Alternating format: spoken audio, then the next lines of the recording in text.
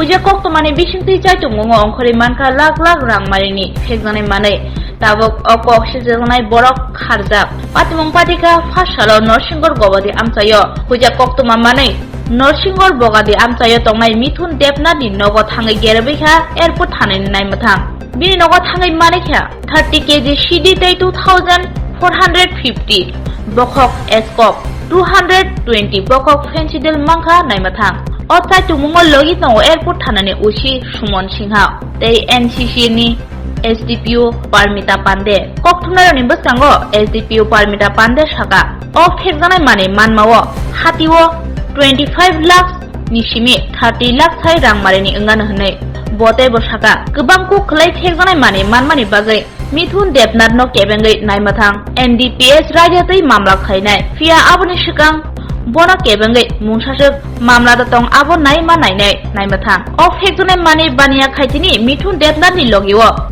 Tei Sabo Gurungjak Tong Abono Cheri Naini Hini Shaka Naimathang Phensedyl আর স্কোপ সহ গাঁজা উদ্ধার করলো যদি বিস্তারিত বলুন। আজকে অ্যাকচুয়ালি আমাদের এয়ারপোর্ট থেকে একটা সিক্রেট ইনফরমেশন এসেছিল যে একজন মিঠুন দেবনাথ যার বাড়ি বগাদি নরসিংগড় ওনার বাড়িতে নাকি প্রচুর পরিমাণের cough syrup illegal cough syrup এবং গাঁজা সিজড আছে। তো আমরা সেই খবরের মূল্যে আমরা এয়ারপোর্ট থানা থেকে আমরা এখানে গিয়ে মিঠুন দেবনাথের বাড়ি আমরা রেড করে দেখা যায় যে ইনফরমেশনটা কারেক্ট এবং ওনার বাড়ির থেকে আমরা গাঁজা 30 কেজি এসকাপ 2450 বোতলস এবং ফেন্সিডিল 220 বোতলস ওনার বাড়ি থেকে আমরা পাই।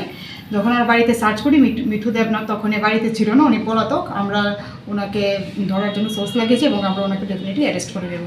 তো মালগুলো যেহেতু আমরা সিজ করেছি আমরা সেই কারণে এয়ারপোর্ট থানাতে একটা NDPS কেসে আমরা মামলা নথিভুক্ত করেছি এবং আসামিকে আমরা খুব শীঘ্রই ধরে নিই। কী বাজেয়াপ্ত করেছেন? আমরা এখান থেকে গাঁজা 30 কেজি এসকাফ 2450 বোতলস এবং ফেন্সিডিল 220 বোতলস। যার বাজার মূল্য হবে আপনার আনুমানিক 25 লাখ 25 থেকে 30। আর কার বিরুদ্ধে কেস রেজিস্টার করছেন? মিঠুন দেবনাথের বিরুদ্ধে আমরা একটা কেস নিয়েছি।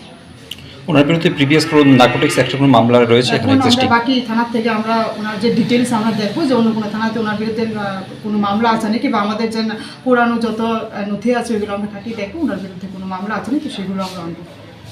উনি কি একাই জড়িত না সঙ্গে আরো কি? না এখনো তো আমরা এটা জানি না ডিটেইলসটা, জাস্ট আমরা মালগুলো সিজ করে এনেছি। ডেফিনেটলি যেহেতু একটা এখানে এতগুলো মাল পাওয়া গেছে তো একা তো একজন করা এটা কোনোভাবে সম্ভব না। ওনার সঙ্গে আরও কিছু মানুষ আছে যাদেরকে আমরা ডিউরিং ইনভেস্টিগেশন আমরা ওদেরকে কেসে আনবো।